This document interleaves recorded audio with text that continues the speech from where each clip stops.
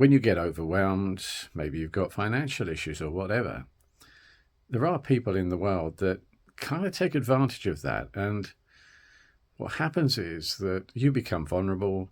So they literally take over your life, especially, if they're lending you money or whatever, or helping you out in some way. And it feels like you're actually owned by them, which is not a good thing. And that progressed. And so this client that I was working with was trying to work them out. Are they this kind of person? Are they that kind of person? Do I need to be careful about them? Are they literally mad as a person? All this sort of stuff. And they spent a lot of time, which made them even more overwhelmed. So it's an interesting situation. But the thing is that you can spend a lot of time trying to work out, other people and their motives and why they treat you in a particular way and all the rest of it. But what's more important, really, is that you look at yourself. Because when a situation like that happens, it's not really about that other person. Yes, they're doing all these things. It might be quite negative. It might be affecting you, and it's taking your energy away, and you can get quite depressed about it all, which doesn't help you, does it, if you're a vulnerable person in that situation? So instead of focusing on trying to work out, why that's happening, who they are, what they're doing, think about yourself. And what you can learn is that maybe there's something about you that's actually allowing that situation to arise. Maybe you're vulnerable in a sense that, when you grew up, you were behaving in a particular way because you were treated in a particular way, let's say, and you make yourself vulnerable to these people. And sometimes you've just got to shut this down. For instance, not sending long replies, but mostly not justifying who you are and what you do, because there are some people that will take advantage of that.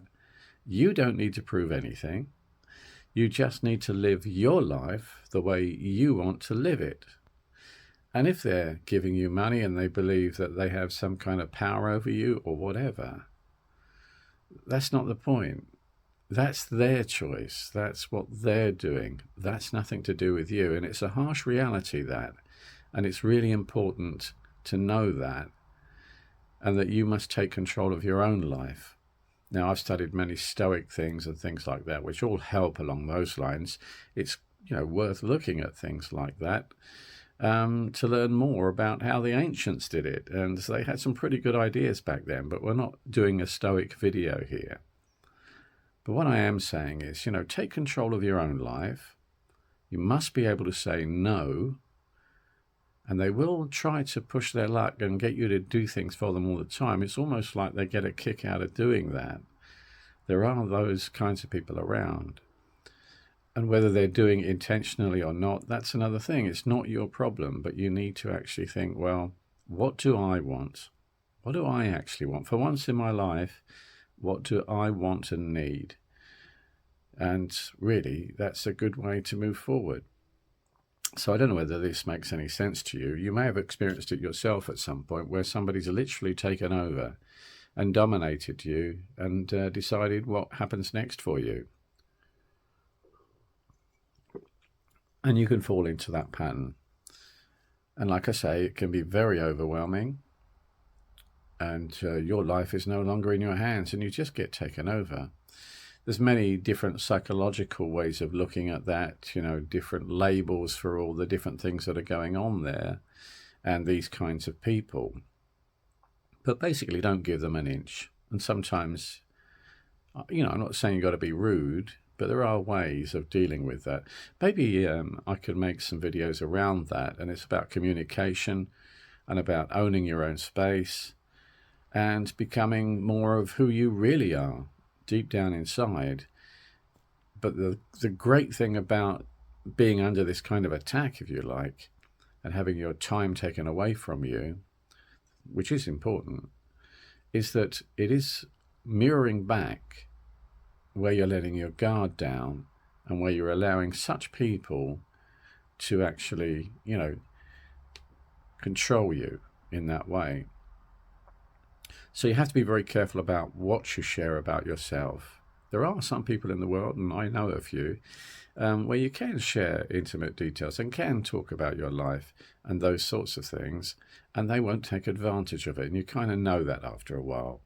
But be aware that there are people in the world that will take advantage, and they use it as a form of power to control you. So I suppose that's what I'm saying. Anyway, leave your comments down below. I'd be interested to know if you've actually come up against that situation at some time. And I'd love to hear other issues maybe that you're going through in relation to overwhelm. Now, as I say, it's only for 7 days and this will be finishing soon.